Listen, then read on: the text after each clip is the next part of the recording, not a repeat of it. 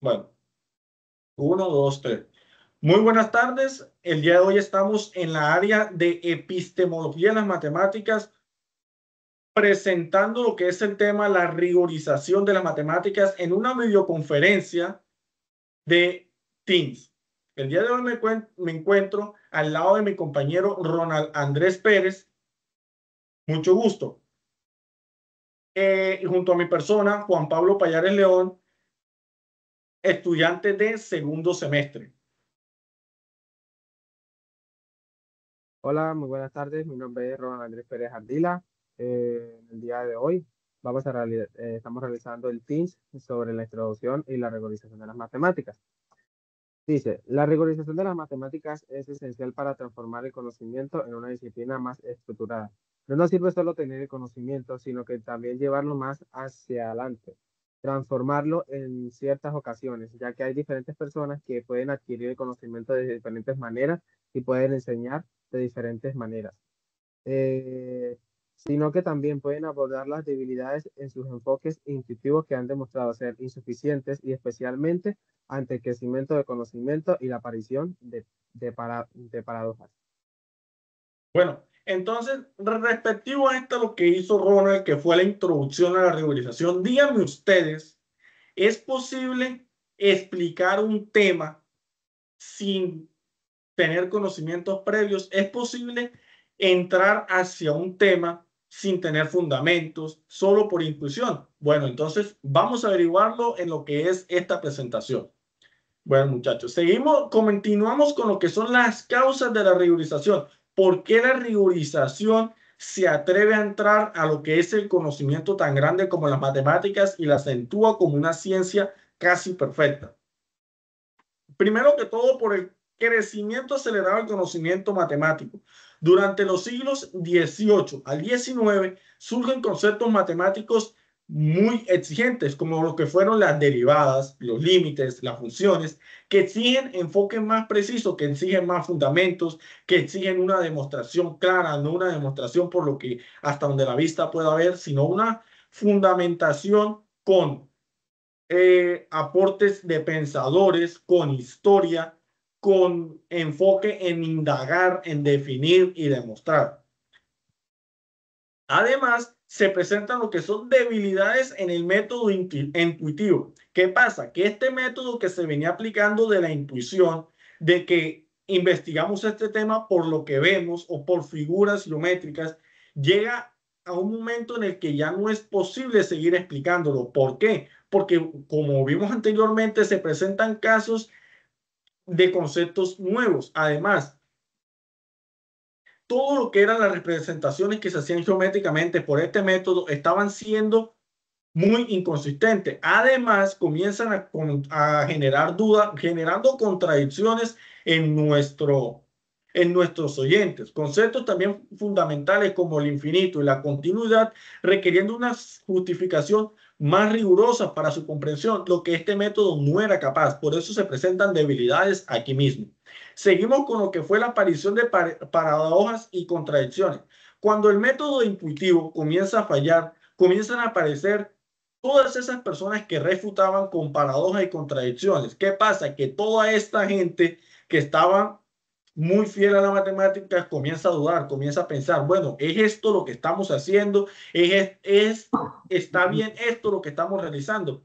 Y junto con estas paradojas y contradicciones llegamos a un punto en donde los fieles seguidores dicen, no, esto está mal, esto no es por donde vamos.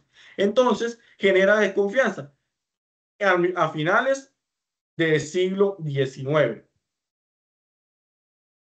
Y el detonante más grande de todos, la crisis de los fundamentos.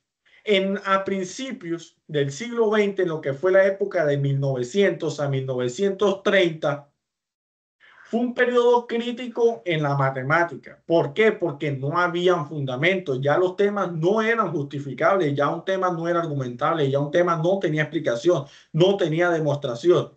¿Qué pasa? Aquí fue donde la rigorización entra completamente a las matemáticas, entra con lo que son conceptos nuevos, entra con lo que son pensadores nuevos, pensadores que se dedicaron a indagar, a definir para poder demostrar un conocimiento. Además, junto con ello aparecen las ideologías que se forman, que hacen un conjunto para poder debatir esta crisis, como lo que fueron el logicismo, el formalismo, el intuicismo, que esa era la corriente ideológica más prevalente en ese momento, lo que era el intuicismo, que le tocó que dejar el ego y el orgullo a un lado para poder implementar lo que fue el logicismo, el formalismo y el platonismo. Los dejo con mi compañero Ronald. El crecimiento acelerado del conocimiento matemático entre el siglo XXI y el siglo XIX, la evolución del pensamiento matemático trajo consigo conceptos fundamentales que desafiaron la comprensión tradicional. En ese tiempo, muchos de los conocimientos no fueron aportados a evidencia.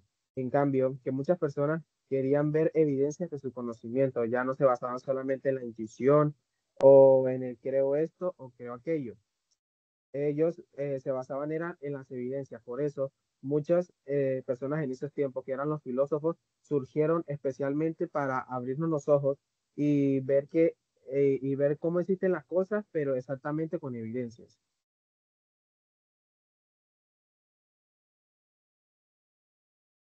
La debilidad del método intuitivo. El método intuitivo en matemáticas fue limitado por su falta de rigor, evidenciando en inconsistencias y contradicciones. Este método intuitivo se basaba solamente en creer, pero no tenía las evidencias exactamente. Por eso fue que este método decayó demasiadamente y surgieron los filósofos.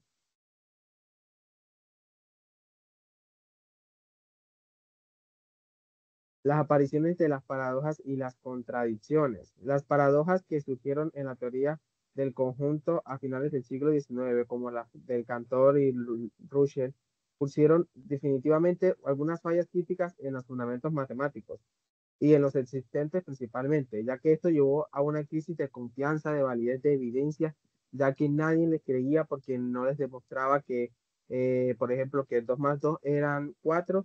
En ese tiempo no tenían evidencias completas, hasta que surgieron los filósofos y definitivamente demostraron las evidencias de por qué exactamente 2 más 2 eran 4.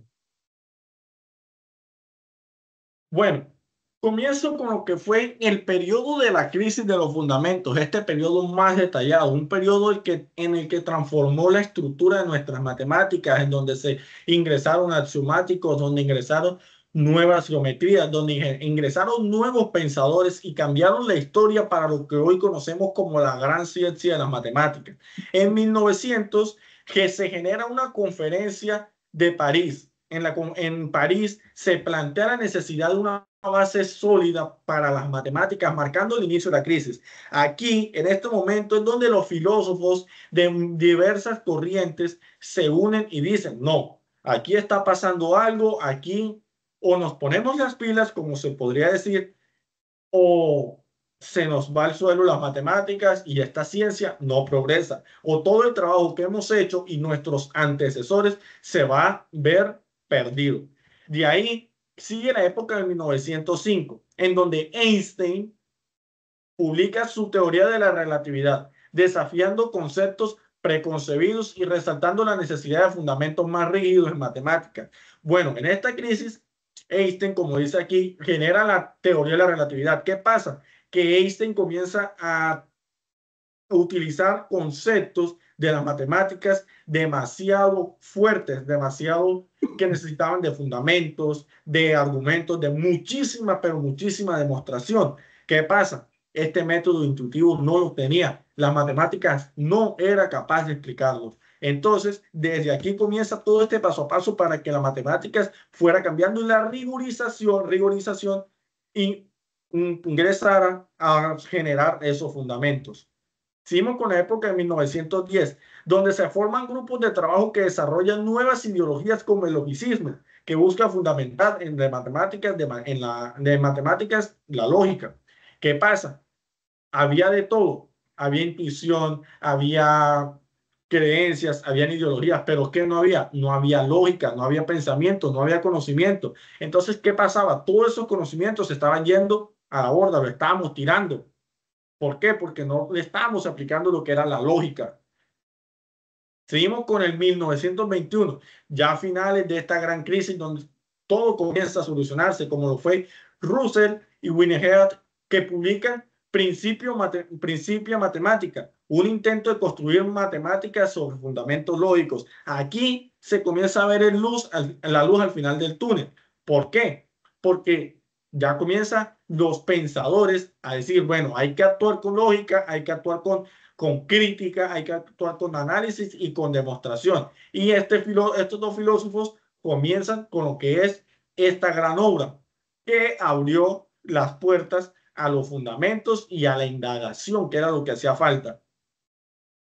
Y seguimos con el final, como culmina esta crisis en 1930 con el desarrollo del formalismo, con el formalismo de Hilbert, que busca establecer bases axiomáticas para las matemáticas, que estos axiomas fueron la clave de la rigorización. Aquí muy poco, ustedes dirán, pero bueno, muchachos, ¿y dónde está la rigorización? Es que no hay necesidad de nombrar la rigorización, solo estamos nombrando los hechos, los hechos. Todo esto ya la rigorización había entrado. ¿Qué estaba haciendo la rigorización? Trayendo filósofos, trayendo axiomas, trayendo indagaciones, trayendo información, trayendo fundamentos.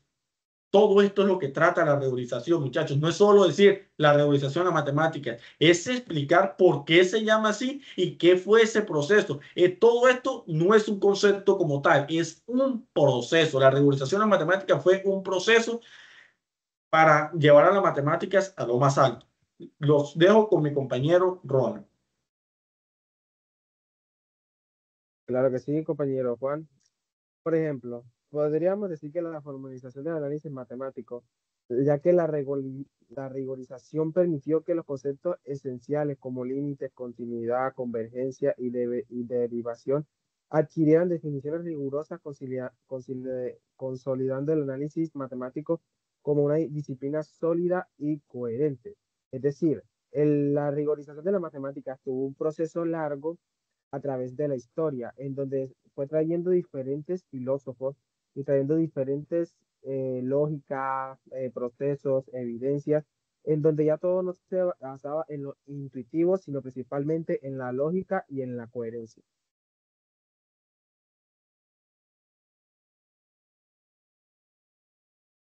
Ahora entramos en la consolidación de los sistemas axiomáticos, en donde se establecieron los sistemas axiomáticos, claro, como por ejemplo la teoría de la ZF y la ZFC.